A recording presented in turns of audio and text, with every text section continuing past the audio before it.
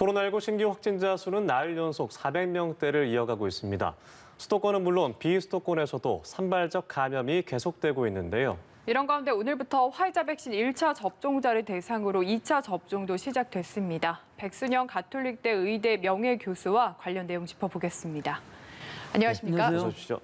네, 연일 이 400명대를 왔다 갔다 하다가 계속 좀 오히려 늘고 있습니다. 이 거리두기 단계가 유지가 되고 있는데 가장 큰 확산의 이유가 무엇이라고 보시나요? 유지라기보다는 약간씩 완화되는 상황이었고 지금은 하루에 416명 발생하고 있기 때문에 2.5단계 수준까지 올라왔거든요. 미미하게 증가 추세를 가고 있지만 일단 억제가 되고 있는 상황은 맞기는 합니다. 여러 가지 그 방역 수칙들을 우리 국민들이 잘 지키고는 계신데 지금의 이 방역 이 억제만으로는 아마 이것을 억제하기는 좀 힘들어 보이고요. 네. 지금 모든 국민들이 400명 이게 매일 나오다 보니까 그 숫자에 익숙해져 버렸어요. 둔감해집니다. 예. 둔감해질 수밖에 예. 없습니다. 그러면서 좀 이 봄나들이도 많아지고 이러는 시기가 되면서 지금 감염 재생산 지수도 1을 넘고 있고요. 또 해외에서 그 전파력이 강한 바이러스들이 다 유럽에서는 우세종이 되어 있는데 우리나라에서도 계속 발견이 되어 있고 지금 일본의 옆 나라인 일본만 해도 굉장히 많은 숫자가 지금 발생하고 있거든요. 그래서 우리나라도 좀 안심할 상황이 아닌 것으로 보여서 좀 문제일 수 있는데 사실 또 좋은 지표도 있긴 합니다. 위중증 환자라든지 사망자 수는 현저하게 안정세를 보이고 있기 때문에 네. 이런 부분은 앞으로도 계속 유지가 되면 좋겠는데 전체적으로 봤을 때는 안심할 수는 없는 상황이다 그렇게 볼 수 있겠습니다. 예. 지금 하신 얘기를 들어보면 현재의 방역 단계 수준으로는 뭔가 늘어날 가능성, 환자들이 늘어날 가능성도 배제할 수 없다는 뜻으로 들리는데요. 좀 추가적인 대책들 필요하다고 보십니까? 예, 그렇기는 한데 지금 우리 국민들의 정서상 이게 방역을 더 강화한다는 것은 상당히 어려워 보이고요. 예. 선제적으로 이제 여러 가지 조치들을 취해서 이것을 좀 완화시킬 수 있는 방법, 즉 우리 환자 수는 어느 정도 그냥 유지만 되면서 감소 추세로 가면 더 좋겠습니다만은 네. 결국은 이 환자 수가 줄어들지 않는다 할지라도 위중증 환자라든지 사망자 수가 어느 정도 통제가 된다면은 충분히 역학조사라든지 또는 의료체제가 받쳐줄 수가 있는 것이기 때문에 우리가 6월까지면 한 1,200만 명 정도 고위험군, 고령자 전부 접종을 받게 되면은 그 이후에는 사실은 관리 가능한 질병으로 될 수도 있는 것이거든요. 네. 그러니까 그때까지만 잘 버텨주면 좋겠는데 지금 우리가 대규모 집단 발생이 일어나지 않아서 그렇지 즉 진주에 200명 정도 되는 그 사우나발 집단 발생 이외에는 사실은 큰 집단 발생은 없는데 예. 그런데도 불구하고 이 빈도가 굉장히 커져 있죠. 조그마한 집단 발생들이 지금 비수도권에서도 많이 나오고 있고 예. 해서 안심할 상황은 분명히 아니고 이것서 이러다가 대규모 집단 발생이 나오든가 그러면 큰일 날 수가 있긴 하지만 지금 현재로서는 아직은 통제 가능한 수준이라고 보이고요. 우리가 새로운 거리두기 단계도 좀 적용을 했으면 좋겠는데 이게 안정이 안 되기 때문에 이 수준만이라도 좀 잘 유지하면서 새로운 거리두기 단계에도 적용을 시켜보는 것도 나쁜 방법은 아니라고 생각합니다. 네, 이런 가운데 백신 접종도 계속 이어지고 있습니다. 오늘 화이자 백신 접종 2차 접종을 시작하게 됐는데 어떤 집단 면역의 걸음을 계속해서 해나가고 있다 이렇게 볼 수 있을 것 같습니다. 그렇죠. 뭐 시작은 빠르긴 했는데 네. 결국은 2월 27일 날 파이자 백신을 접종을 받았는데 이건 5만 8천 명이거든요. 네. 딱 3주가 되는 이 시기에 2차 접종을 받게 되는데 일단 2차 접종을 다 받는다면은 이 외국의 데이터들을 보면은 95% 이상 예방 효과를 가질 수 있다 그러고 예. 그 나머지 5%도 뭐 감염이 된다 할지라도 위중증으로는 가지 않을 것이기 때문에 거의 100% 면역력을 가질 수 있다 그러면 볼 수 있죠. 하지만 아스트라제네카인 경우에 있어서는 10주에서 12주 정도가 걸리기 때문에 2월 26일 날 첫 접종을 해서 아마 4월 말이나 5월 초나 돼야 2차 접종이 시작될 것으로 보여서 이 부분 아스트라제네카 접종은 상당히 시간이 걸릴 것으로 보입니다. 네.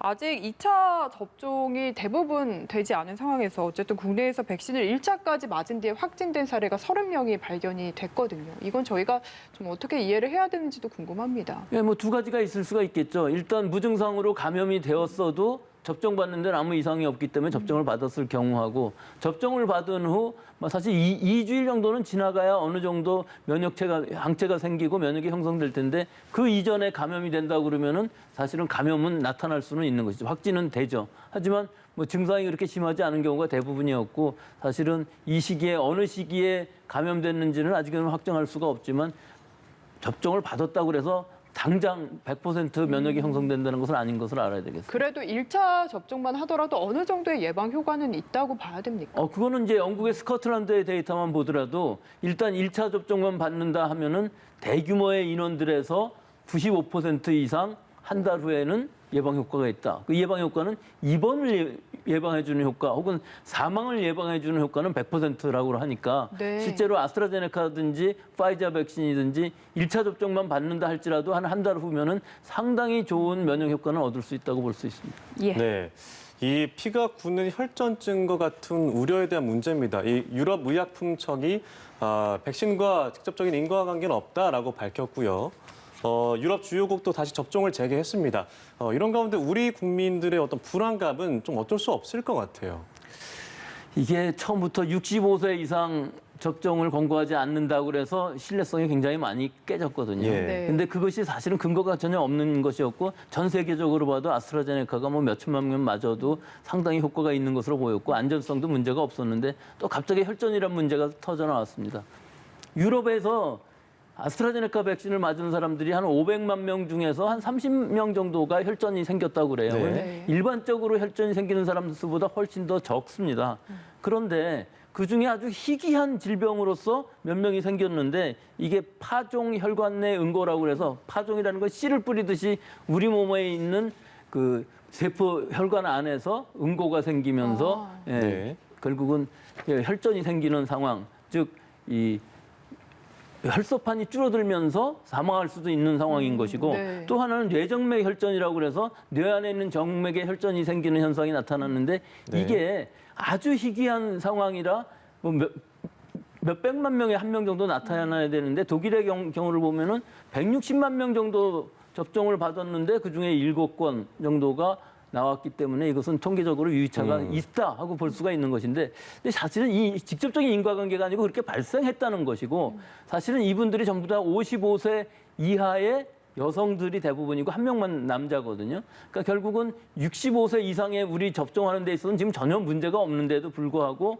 우리 국민들은 지금 이 신뢰성이 많이 깨져 있는 상황이라 이런 혈전이라는 말만 들어도 이 백신 맞으면은 혈전이 생기는 거 아닌가, 뭐 뇌졸중이 생기는 거 아닌가 이런 네. 생각들을 하게 되는데 사실은 굉장히 희귀한 것이고 발생 빈도가 약간 높았다는 거 정도이기 때문에 지금 몇백만 명에 한 명 생겨야 되는데 뭐 100만 명 중에서 생겼다 정도니까 우리 인구 전체로 봤을 때에도 한 50명 정도 생기는 것이 맞을 것으로 보이는데 그렇게 생긴다 할지라도 이게 완전히 다 사망하는 것은 아니고 그 전조 증상만 잘 확인하면은 중증으로 가지 않을 수 있는 것이기 때문에 사실은 부작용이라는 것은 그다지 크지 않다고 볼 수가 있고 혈전 발생도 파이자나 모더나나 일반적으로 발생하는 것이나 별로 백신과의 연관관계 자체는 없다고 볼 수 있는데 특이하게 요 증상이 지금 관계가 있을지도 모른다는 앞으로 좀 더 연구가 필요하다는 정도의 내용이죠. 예. 그러니까 부작용 확률도 굉장히 낮고 이게 관리도 가능하다 이 말씀이신데 말씀하신 대로 논리적으로 따지기보다는 뭔가 국민들의 막연한 불안감이 있거든요. 그래서 그런지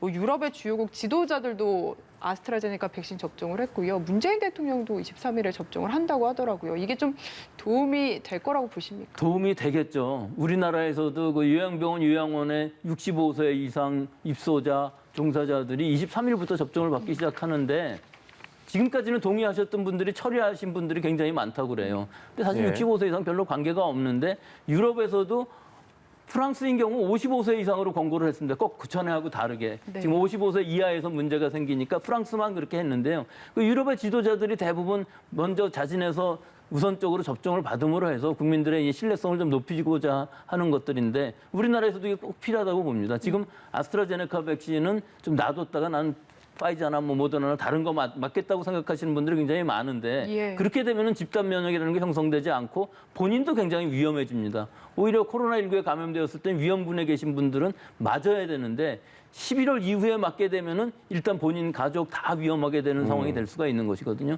그래서 우리나라에서도 대통령이라든지 뭐 총리님이라든지 질병관리청장이든지 그 주요 인사들이 좀 공개적으로 다 맞으셔갖고 이 백신이 절대로 안전성이 확보되어 있는 것이고 효과도 분명하다는 것을 보여주시는 것이 굉장히 그 신뢰성 제고에는 큰 도움이 될 것으로 보입니다. 네, 이 혈전증 얘기를 조금 더 해보면요. 일단 뭐 질병관리청에서는 연간 우리나라에 뭐 연간 17,000여 건 폐색전증 이게 혈전증과 관련이 있는 건가요? 폐색전까지 발생한다고. 가면은 좀 뭐 사망 위험성이 있기 때문에 굉장히 심각한 부분이 될 수가 있는데요. 네. 우리가 주변에서도 스텐트를 했다든지 여러 가지 혈전이 있었다든지 혈전 용해제 약을 먹고 있다든지 굉장히 많은 상황이거든요. 네. 그런데 정상적인 사람이라 할지라도 이코노미 증후군이라고 해서 움직이지 않고 가만히 있으면 혈전이 생길 수밖에 없는 상황이 될 수밖에 없어요. 그렇기 때문에 이 혈전이라는 것은 일반적인 현상이고 이 백신들에 의해서 혈전이 더 증가하지는 않는다는 것이죠. 예. 하지만 폐색전이라든지 뇌에 가서 혈전이 생긴다든지 심장에 혈전이 생기면은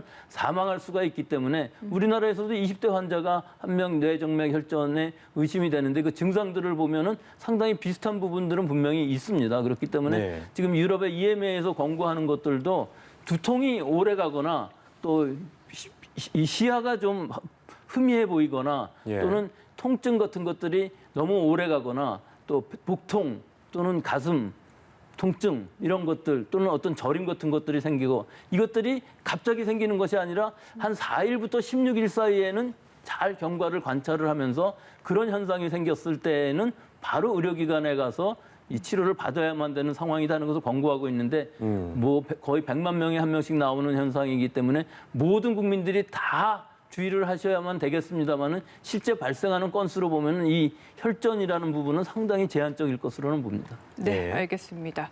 그 방역 대책 관련해서도 하나 여쭤보고 싶은데요. 서울시에서 외국인 노동자 코로나19 진단 검사를 의무화하려다가 이게 반대에 부딪혀서 무산이 됐습니다.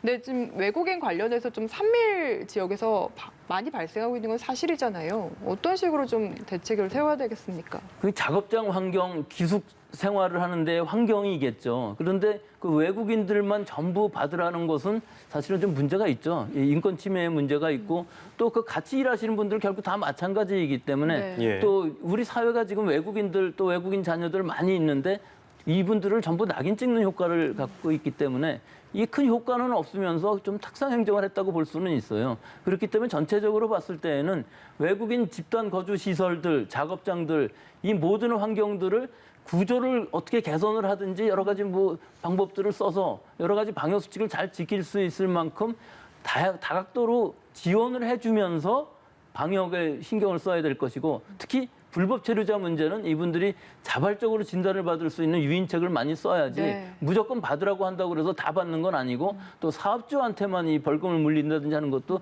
큰 문제일 수 있습니다. 그렇기 때문에 이 부분은 사실은 전체적으로 봤을 때 우리 사회 구조의 문제이기 때문에 정부에서 좀 대대적인 지원도 하시고 홍보도 해주시면서 가능한 한 민주적인 방법으로 방역을 하는 것이 훨씬 더 좋고 우리가 K방역이라는 게 우선 자발적이고 민주적인 게 먼저이지 않았습니까? 맞습니다. 예. 네, 이런 부분들을 좀 더 강조하는 것이 좋을 것으로 보이고요.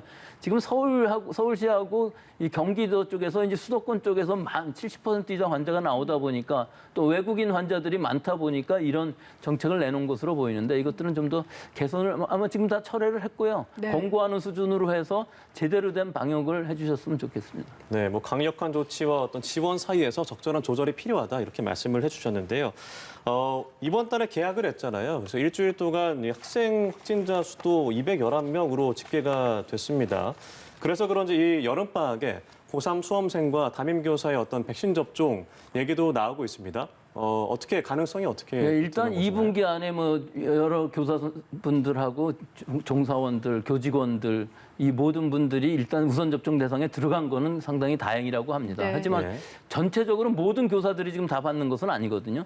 하지만 3분기가 되면은 7월부터는 사실은 교사라든지 학교 안에 종사하시는 분들은 먼저 받을 수 있는 가능성은 충분히 있어요. 그래서 매일 등교를 하는 고3 학생인 경우에 있어서는 고3 학생과 교사들 또 그 관련 되시는 분들 전부 우선 접종을 받는 것이 원칙일 수 있고 그렇게 충분히 가능할 수도 있는데 다만 한 가지 좀 문제가 있습니다. 고3 학생들이 18세가 안 넘었을 경우 네. 17세, 16세인 경우는 다른 백신들은 못 맞고 화이자 백신만 맞을 수 있는 이 한계가 지금 있기 아, 때문에 그렇죠. 그 나이에 걸리는 건가요? 예, 그렇죠. 예. 제가 확실하게 모르겠는데 분명히 고3 학생들 중에 18세가 된 학생들도 있겠지만 17세가 아마 대부분일 것으로 보이고 뭐 빨리 들어갔으면 16세도 있을 수도 있겠지만 16세는 많지는 않을 것으로 보이고요. 네. 어찌됐든 화이자 백신이 그 7월이라는 시기에 그 물량이 과연 들어올 수 있는 건지 그 부분이 확실치 않은데 사실은 그 나머지 다른 백신들도 지금 임상시험들을 하고 있기 때문에 뭐 12세에서 18세라든지